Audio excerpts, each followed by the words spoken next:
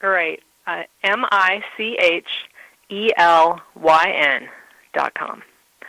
Michelyn.com. Got it.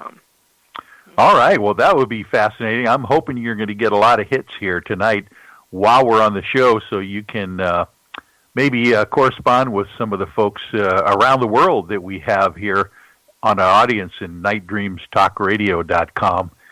We have, by the way, maybe that's an interesting question to ask you. Would people from different continents, different tribes, as you mentioned, have different characteristics in their lines on their hands? Actually, yes. I wouldn't speak directly to that. I know there are some commonalities that Richard Unger, in particular, has talked about in classes because he's taught a lot of classes in Europe, particularly in Switzerland, and all over the United States and worldwide. And so he does. He's more familiar with patterns, international differences than I am. Yeah.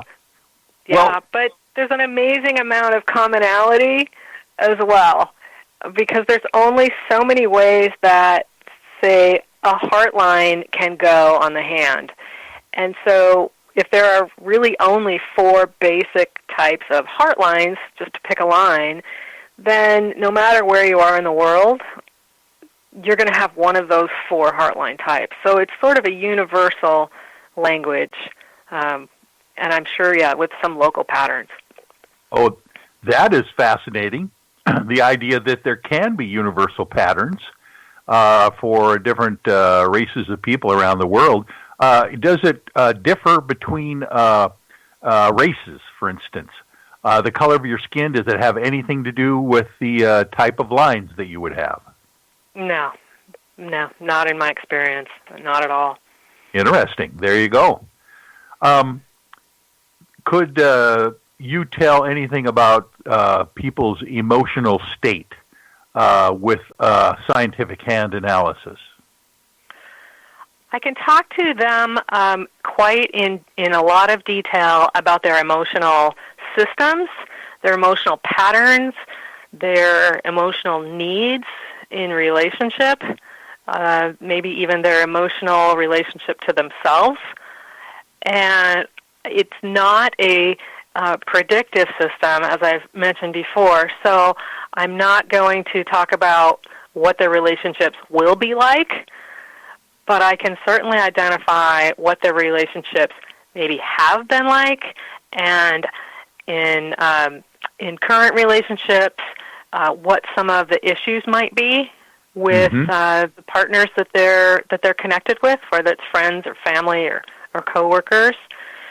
So it does tell quite a lot. It's really an amazingly in-depth system that just gives people a way of looking at themselves that makes them feel right, makes them feel good about themselves, and makes them feel normal.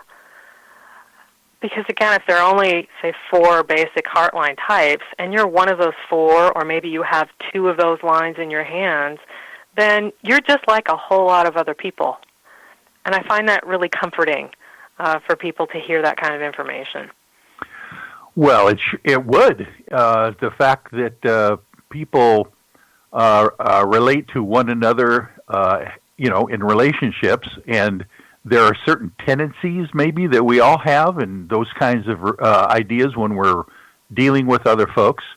Is it true then that you could potentially counsel people, or at least inform people of what their tendencies would be in their life by looking at their hands?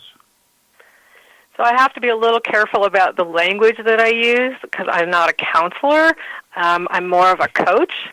And so I do inform people, definitely. I have lots of information. I could talk for hours just about heart lines with people. And if I have 2 people in the room that are in relationship with each other and they each have their own heart line, then it multiplies, right, the dynamics of what's going on for those people. And I definitely can coach people not only on what's normal for you. This is how you're built. This is how you're designed to be. Yeah. And I can coach them on being a little more true to themselves, and then finding ways to relate to others that doesn't compromise that, but helps them actually be themselves more than they have been maybe in the past. It helps them feel more comfortable with who they are, more confident in who they are, and most importantly, to not make themselves wrong about their patterns and how they've showed up in relationships in the past. That's a big deal to me. I want people to know that they're special and unique and perfect just the way they are. Well, that would be nice to hear from somebody who has a scientific analysis of who you are as well. Well, I would imagine that input from a person like yourself would be very valuable to anyone in business that have relationships they need to deal with in their own professions, for instance, those kinds of things. Well, we all have that one difficult coworker, don't we?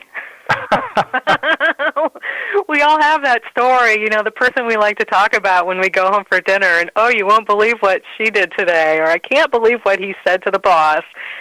We all have conflict at times, and the workplace is a really special place to have conflict. There's so much on the line if you don't get along or just don't understand some of the people that you spend a lot of your life with every single day. So it could be super helpful in business to, again, not just understand your style, but maybe get a glimpse into the other person's emotional style as well, so that you can speak their language. You can get what you want from others more often, more successfully, and with more ease if you're both true to yourself and you can talk their language and understand that they have needs too, and they might be different from yours. And you don't have to pretend to be what you're not. In fact, you just have to sort of walk in somebody else's shoes a little bit. There's a lot of value in that. Yeah, a lot of compassion and understanding, and just how to get what you want can be so useful in the work environment. Yes, definitely. Sure saves a lot of energy if you don't negotiate against yourself, if you kind of understand the people that you're working with a little bit better and where they're coming from. That would be very valuable. Matter of fact, at this point, I think I should explain to some of the folks in the audience that we have, you and I, a good relationship from way back when, dealing with the media and production companies, that we have some interesting stories to tell about on the folks we ended up working with. Oh, yeah, we do. We had some good times back in the day. I don't want to date myself too much, but, boy, that was over 20 years ago. Oh, Michael, my goodness. That was 24, 25 years ago, something like that. It was quite a while. And, boy, were we good-looking back then, weren't we? Yeah, we were all a little better looking back then. At least I think you were. I'm aging well. I'm aging well, and so are you, Mike. Yeah, thank you. Well, to explain to the audience what we were involved with, it was a television show on the mainstream media called Northwest Magazine, and you and I were the co-hosts out here in the state of Washington for a really interesting show. Matter of fact, we would have you particularly jumping out of airplanes for the story at that point. I did. Yeah, those were the days before children, when I was brave and would do anything. The skydiving experience is one of the highlights of my life. I tell my kids that I went skydiving, before they were born, and they just can't believe, that their mom would do such a wild thing. But it was awesome, and I remember jumping out of the plane with Jamie. I'm pretty sure his name is Jamie, who owns Snohomish Parachute Center. And, man, what an experience. And we had it all on webcam. And of course, the landing was completely undignified. You probably don't remember, but I do. I envision myself floating down, like a feather, and just landing on my tiptoes, and then being on camera the whole time and having some great comment. And instead, I just splattered all over the ground. So I ended up getting up and dusting off the dirt from my body, and then trying to gracefully end the segment of the show. Yes, you did. And matter of fact, I think Jamie had a helmet cam on at the time as well. So, he was able to get your reactions as you were plummeting to the earth as well. And then we had the camera guy at the bottom catching your landing, and we actually had a pretty good telephoto. So we were able to catch you guys coming on in and keep you in the middle of the screen. So that was just one. Yeah. That was just one of the things that we did. And of course, we had you fly around with the I think it was the Blue Angels training guys in the jets, and oh gosh, it was a lot of fun. That was it wasn't the Blue Angels. It was Air Combat USA. And I don't know if they're still operating, but boy, if anybody's looking for like a great birthday present, to give to someone who likes a little bit of adventure, it was fantastic. Dogfighting in the air in those Italian Marchetti planes, and actually having the controls and being able to roll. What do they call that? Aileron roll. And dogfighting with lasers so that I could actually see when we hit the other plane, a poof of smoke would come out of the back of it. Oh, cool. Oh, man. See, that's the stuff that we couldn't catch on film, although we did have some cameras in the cockpit that we were cutting to periodically to get that on tape. But the whole idea is that these Marchetti jets are training jets for jet fighters, and you sit side by side, right, with the pilot? Mm-hmm.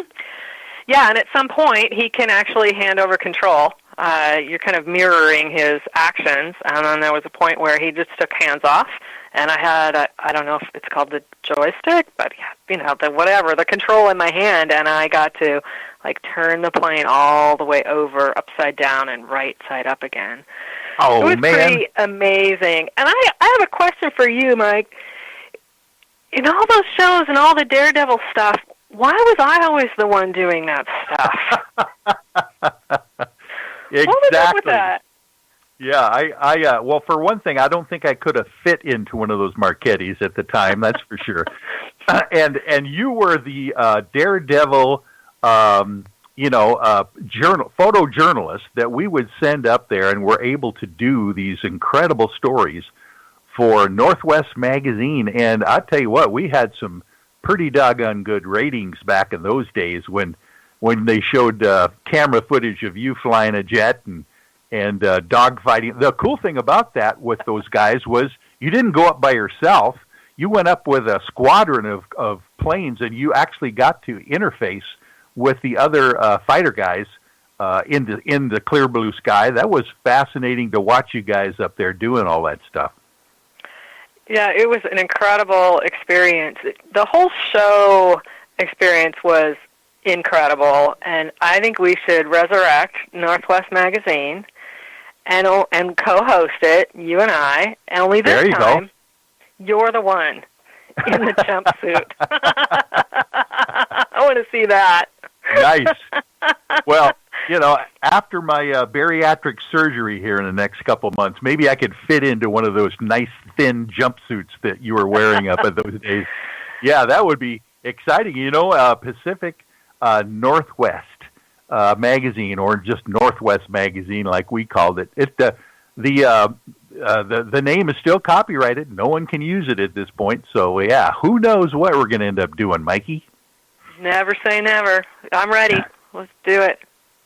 But you know what? I think what we'll do is we'll have you check the scientific handprints of every person that we get involved with, just to make sure that we don't find someone who's got some tendencies we don't want to use. That's for sure.